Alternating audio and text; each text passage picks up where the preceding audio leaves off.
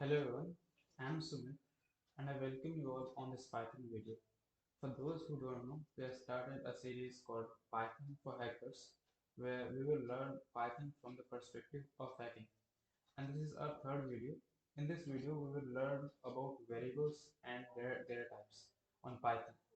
So, variables are nothing but just a way to store values on our program on memory like this 30 is a value and if I want to store this value on memory with the help of Python so I will use variables so like जैसे अगर मुझे 30 invoke करना है कहीं पे use करना है अपना प्रोग्राम में तो मैं इसको एक नेम दे सकता हूँ जैसे मैंने इसको नेम दे दिया वन सॉरी ए तो अब जब भी मुझे वैल्यू चाहिए होगी 30 है तो मैं ए को इन्वोक करूंगा और मुझे ये वैल्यू मिल जाएगी अपनी मेमोरी से सिमिलरली अगर मुझे सुमित स्टोर करना है तो सुमित एक स्ट्रिंग है ओके सो मुझे इसको कहीं स्टोर कराना होगा तो हम इसको कुछ भी नेम दे सकते हैं फॉर एग्जांपल नेम इसको दे सकते हैं बी ई या फिर कुछ भी दे सकते हैं मैंने यहाँ पे बी दे रखा है तो क्या होगा मेमोरी में एक लोकेशन होगी जहाँ पे वैल्यू स्टोर होगी और जब भी हमें ये वैल्यू मेमोरी से रिट्रीव करनी होगी तो हम बी का यूज़ करेंगे और हमें ये वैल्यू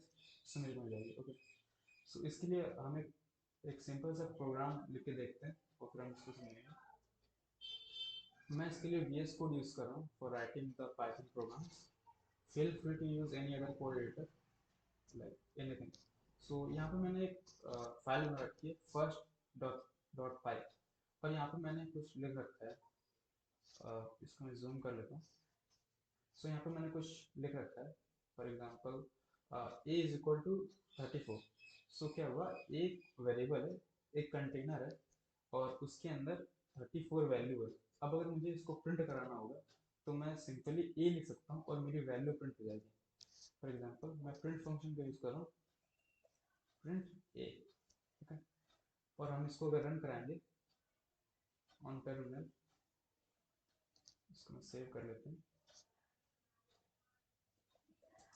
पाइथन फर्स्ट डॉट पाई तो हमें टर्मिनल पे हमें आउटपुट मिला 34 क्योंकि ए की वैल्यू 34 है तो सिमिलरली हम कुछ और भी इसमें स्टोर करा सकते हैं सिर्फ इंटीजर नहीं हम स्ट्रिंग वैल्यूज भी स्टोर करा सकते हैं फॉर एग्जांपल मैंने यहाँ पे लिखा name is equal to Sumit okay so एक कंटेनर हमने बनाया जिसका नाम नेम है और जब भी हमें वैल्यू रिट्रीव करनी होगी सुमित अपनी मेमोरी से तो हम सिंपली नेम का यूज़ करेंगे प्रिंट नेम इसको हम सेव करेंगे हम दोबारा अगर रन कराएंगे हम तो हमें 34 भी मिल रहा है और सुमित भी मिल रहा है जो कि वैल्यू है इस वेरिएबल की अब जरूरी नहीं है कि अब इसका नेम ही दें आप कुछ भी दे सकते हैं फॉर एग्जांपल मैं इसको बी दे देता हूँ तो वेरिएबल अब एक बी है जिसके अंदर सुमित नाम की स्ट्रिंग स्टोर है अगर हम दोबारा रन करेंगे तो हमें सेम आउटपुट मिलना चाहिए बट हमें एक एरर मिल रहा है वाई ओके नेम हमें एक एरर मिल रहा है बोल रहा है error name is not defined because हमने अभी अभी एडिट कर दिया है अभी हमारे प्रोग्राम में कहीं भी नेम नाम का कोई भी वेरिएबल नहीं है बट हम इसको प्रिंट में एक नेम पास कर रहे हैं तो ये पहचान नहीं पा रहा कि एक्चुअली ये है क्या तो हमें यहाँ पे एड करना होगा बी यहाँ पे हमें लिखना होगा बी तो हमें सेम आउटपुट मिल रहा है जैसे हमें पहले मिल रहा था ओके तो हमें 34 एंड सुमित मिल रहा है ओके तो दैट इज बेसिकली वेरिएबल्स में अगर हमें किसी भी वेरिएबल का डेटा टाइप पता करना है फॉर एग्जांपल ये ए है ये हमने एक वेरिएबल बना रखा है और इसमें एक वैल्यू स्टोर है 34 ये एक इंटीजर वैल्यू है अब हमें पता करना है कि इस वेरिएबल का डेटा टाइप है क्या तो इसमें एक फंक्शन होता है पाइथन में टाइप ऑफ करके सो हम प्रिंट करके इसको देखते हैं हम लिखते हैं टाइप और अब हमें किसका टाइप डेटा टाइप पता करना है हमें फॉर एग्जांपल बी का डेटा टाइप पता करना है ओके सो हमने इसको सेव करा हम इसको दोबारा रन करेंगे तो ऑल्दो हमें सेम आउटपुट मिल रहा बट एक और लाइन हमें ऐड होके मिल रही क्लास स्ट्रिंग इसका क्या मतलब हुआ कि जो बी है इसके अंदर जो भी डेटा स्टोर है वो स्ट्रिंग टाइप का है एंड दैट इज ट्रू हमने यहाँ पर एक नेम स्टोर कर रखा है जिस जो है सुमित और एक स्ट्रिंग टाइप का है अगर हम यहाँ पे बी को हटाकर यहाँ पर ए लिख दें तो हमें इंटीजर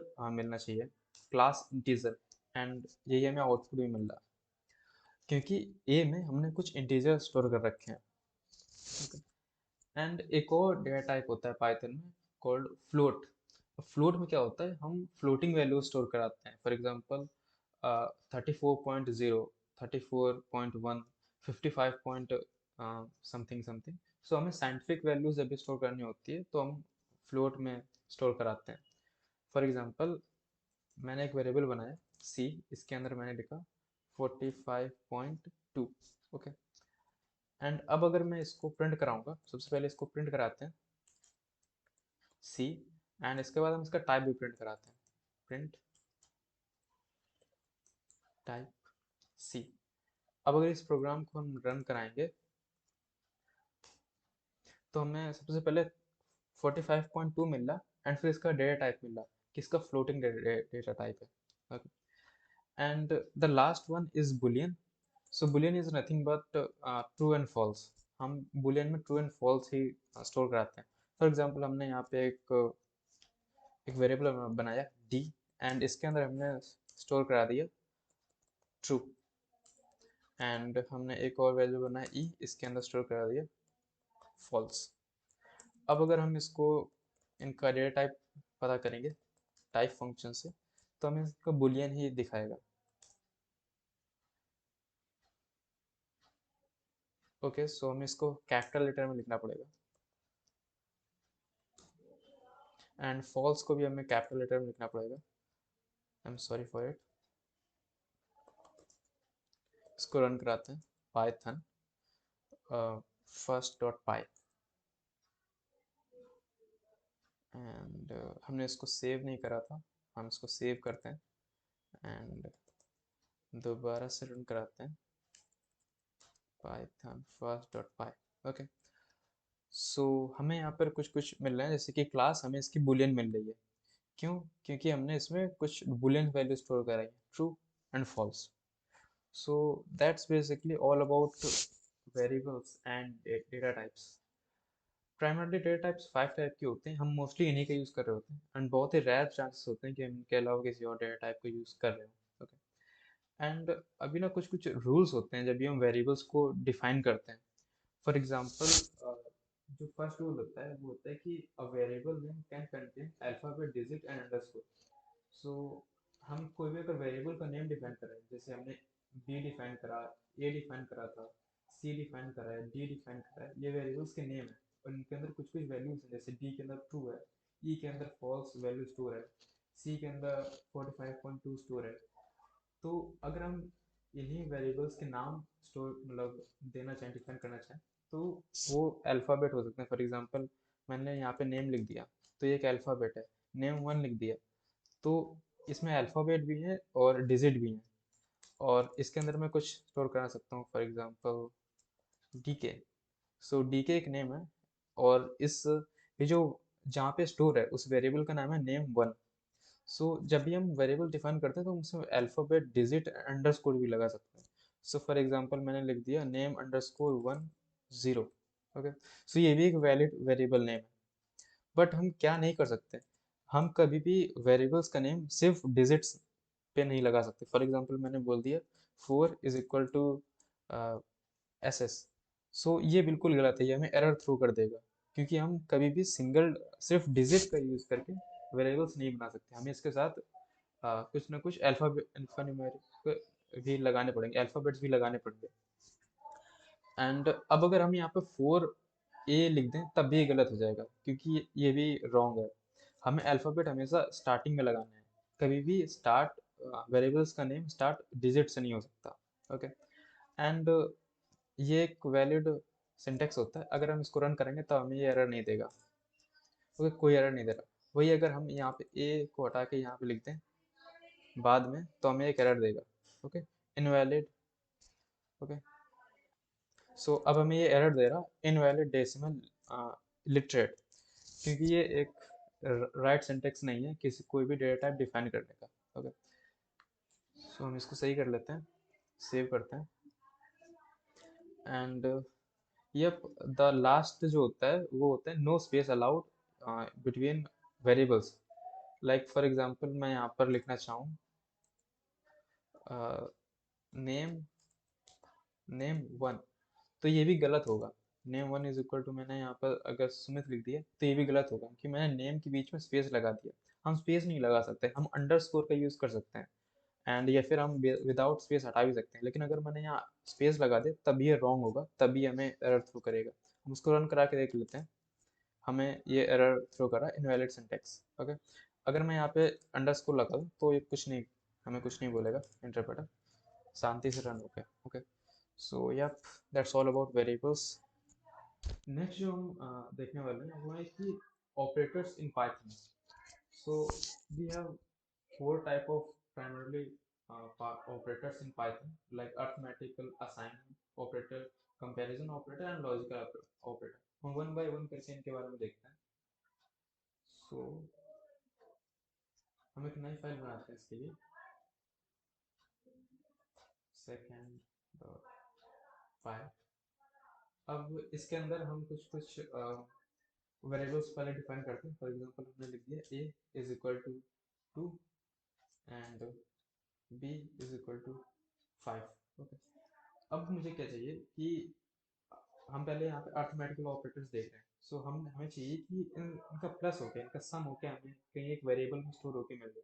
तो हम क्या करेंगे, एक नया वेरिएबल बनाएंगे, c is equal to a plus b।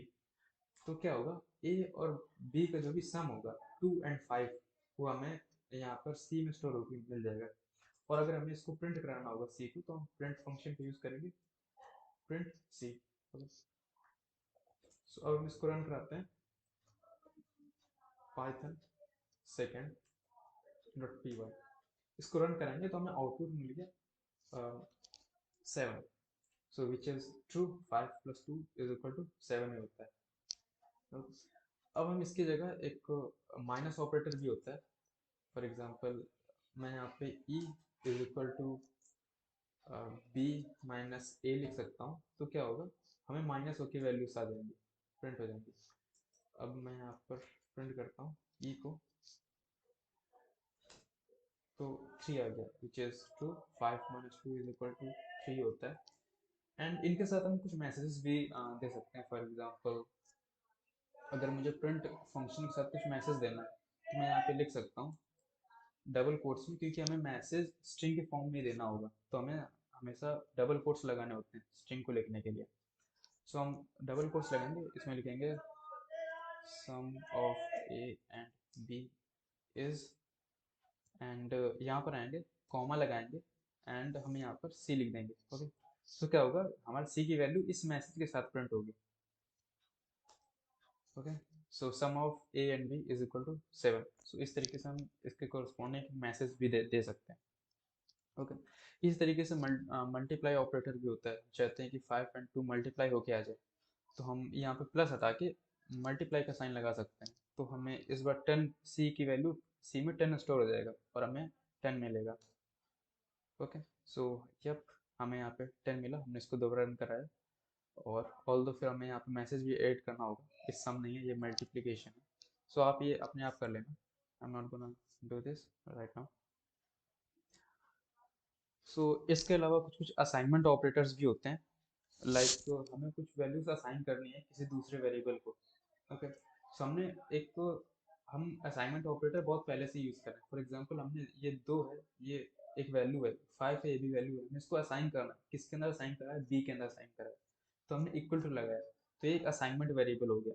Okay, इसको हम थोड़ा और अच्छे से अगर समझना चाहें तो हम लिख सकते हैं, इसको मैं रफ करता हूँ, एंड हम लिख सकते हैं सी इज इक्वल टू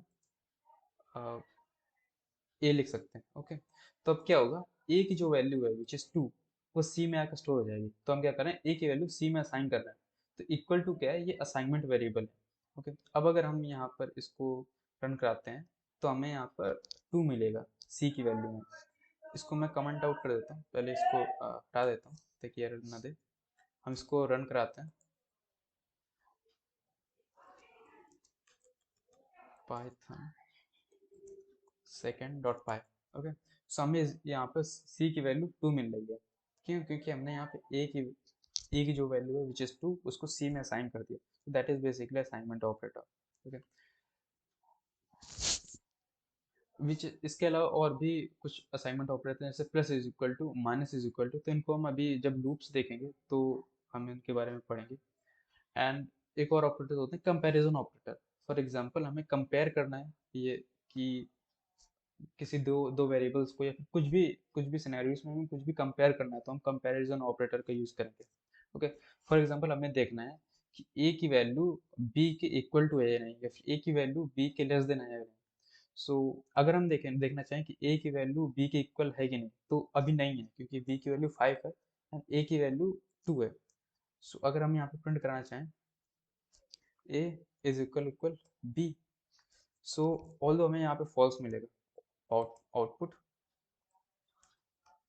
ओके, हमें यहाँ पे फॉल्स मिला, क्यों? क्योंकि ये इक्वल टू नहीं है, ए की वैल्यू 2 है और बी की वैल्यू 5 है। ओके, एंड यहाँ पे डबल इक्वल इक्वल टू होता है, ये बात आप नोट करिएगा, क्योंकि सिंगल इक्वल टू तो असाइनमेंट ऑपरेटर होता है, ये किसी भी वैल्यू को असाइन करने के लिए होता है। तो अगर हम कंपेयर करना है किसी भी दो वैल्यूज को, हम डबल इक्वल टू लगाते हैं। ओके, अब अगर हमें देखना है कि ए इज लेस देन बी, तो हम यहाँ पे लेस देन का साइन लगाएंगे और अभी हमें ट्रू रिटर्न करेंगे, actually A is less than B, तो हमें ट्रू रिटर्न कर रहा है। ओके, सो अब वैसे ही अगर हम यहाँ पर ग्रेटर देन का साइन लगा देंगे तो हमें वापस से फॉल्स रिटर्न करने लगेगा आउटपुट में, क्योंकि A is not greater than B, A smaller than B.